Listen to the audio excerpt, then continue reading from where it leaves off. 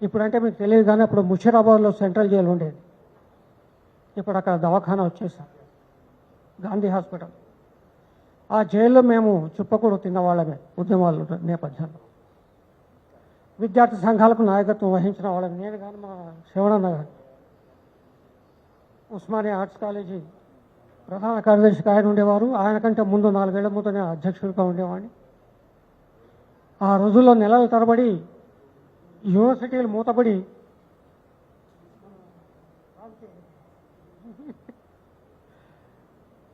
ప్రభుత్వాలను స్తంభింపజేయగలిగేంత ఉద్యమ శక్తి విద్యార్థులకు ఉండేది, నిరుద్యోగులకు ఉండేది. నాది ఒకటే సూచన,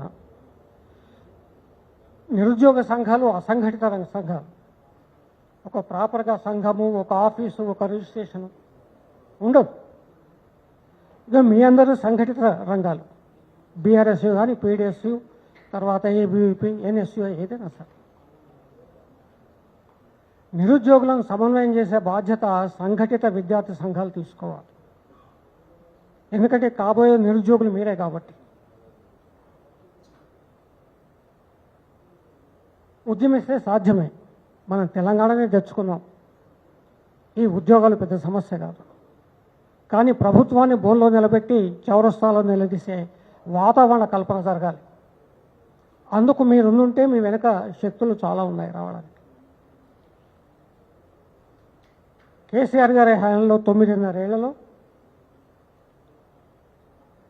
1 ఏడాది పాటు ఆంధ్ర తెలంగాణ ఉద్యోగుల విభజనే గడిచిపోయింది. ఏ సీట్ ఆంధ్ర, ఏ సీట్ తెలంగాణ, ఎవడు ఇక్కడి వాడు, ఎవడు అక్కడి వాడు. ఆ తర్వాత తెలంగాణ పబ్లిక్ సర్వీస్ కమిషన్ ఏర్పాటు, దానికి సిలబస్ నిర్ధారణ, ఇవన్నీ జరగడానికి ఒక 2 ఏళ్ళు పట్టింది. ఒక 2 ఏళ్ళు కరోనా వ్యవహారం. నికార్సుగా కేసీఆర్ గారు పరిపాలించింది ఏ అవరోధాలు లేకుండా 5-6 సంవత్సరాలు, ఎక్కువ మీరు గమనించండి.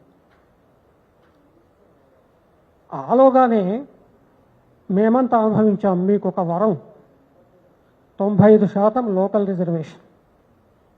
మా టైంలో ఎంత మోసం జరిగిందంటే కొన్ని ఉద్యోగాలు 70-30, కొన్ని ఉద్యోగాలు 80-20, కొన్ని ఉద్యోగాలు 60-40 రేషియో.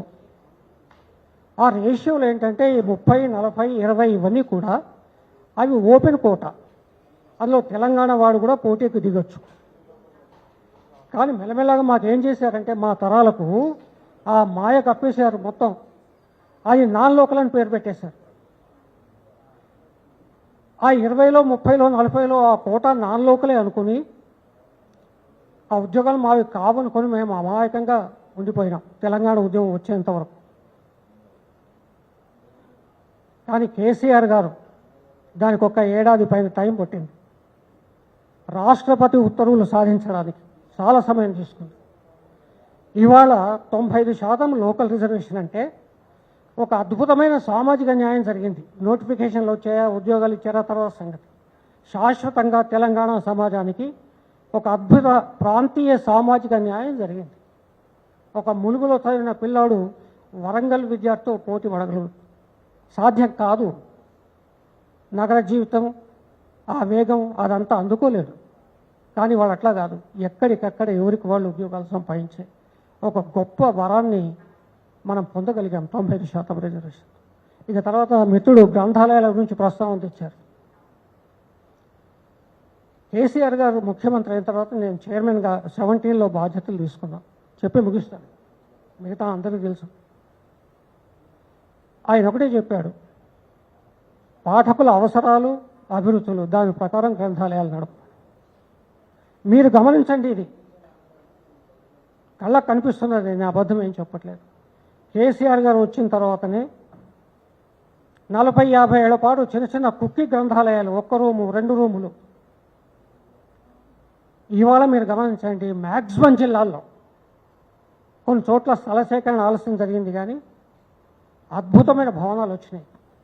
అంటే ఒక స్టెప్, ఒక పేద విద్యార్థి కాంపిటేటివ్ ఎగ్జామ్స్కి ప్రిపేర్ అవ్వడానికి ఒక అనుకూలమైన వాతావరణం ఏర్పాటు.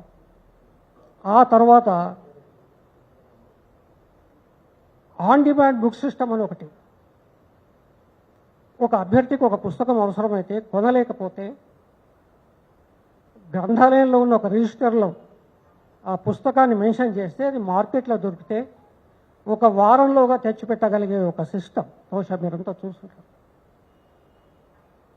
దానికోసం అప్పటి ప్రభుత్వం బడ్జెట్ లిమిటేషన్ కూడా ఎత్తేసింది. బడ్జెట్లు ఉంటాయి పుస్తకాలు కొనడానికి. అసలు బడ్జెట్ ఏంటి, పిల్లల పుస్తకాలు కొనడానికి బడ్జెట్ అంటే మొత్తం ఎత్తేసాం, ఎన్నే తట్టుకొని ఇవ్వండి. ఇలాంటివి జరిగినాయి, అసలు ఏం జరగలేదని కాదు. కానీ రెండే, పాలకుడికి చిత్తశుద్ధి ఉందా, ఆ దిశగా అడుగులు వేశాడా లేదా అనేది ప్రధానం. 10 అడుగులు వేయాల్సింది 4 వేయొచ్చు కాక. కానీ ఇవాళ రేవంత్ రెడ్డి గారు పూర్తిగా ఇంత చెప్పారు, నమ్మక ద్రోహం చేశారు. అది నా ఒక్క అనుభవం చెప్పి ముగిస్తానంతే. ఒక రైతు కుటుంబం, నాకు తెలిసిన వాళ్ళు, నాది పల్లెటూరే. ఆ రైతుకు రైతు బంధు వస్తుంది, రైతు బీమా వచ్చే విషయం ఆయనకు తెలుసు. ఎవరైనా చనిపోతే పెన్షన్లు వస్తున్నాయి కుటుంబంలో పెద్ద మనుషులకు. అయినా కానీ వాళ్ళు కేసీఆర్ గారికి ఓటు వేయలేదు 23లో.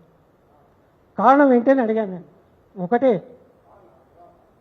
నా మనోడు వచ్చి నన్ను పట్టుకున్నాడు,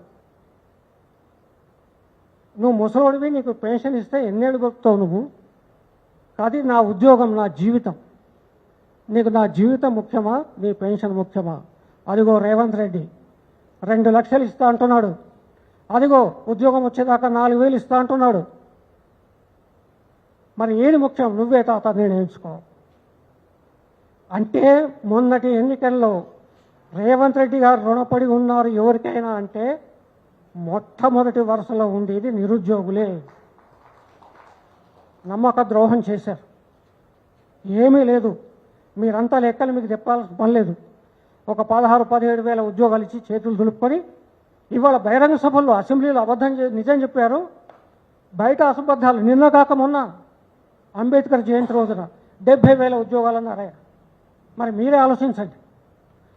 అంటే రాజకీయ వేదికల మీద, బహిరంగ వేదికల మీద అబద్ధాలు మాట్లాడుతూ, అసెంబ్లీలో తప్పదు కాబట్టి, దొరికిపోతారు కాబట్టి నిజాలు చెప్తూ, ఈ ద్వంద్వ వైఖరిని మీరంతా ఒకసారి గుర్తు చేసుకోండి. తప్పనిసరిగా ఒక మంచి వాతావరణం, నిరుద్యోగులు, నిరుద్యోగ సంఘాలు, తర్వాత విద్యార్థి సంఘాలు ఒకచోట చేయడం, దానికి మా రమణన్న సారథ్యం వహించడం, చాలా కాలం తర్వాత తెలంగాణ ఉద్యమకారులంతా ఒక వేదిక మీద కలుసుకోవడం చాలా సంతోషంగా ఉంది. ధన్యవాదాలు.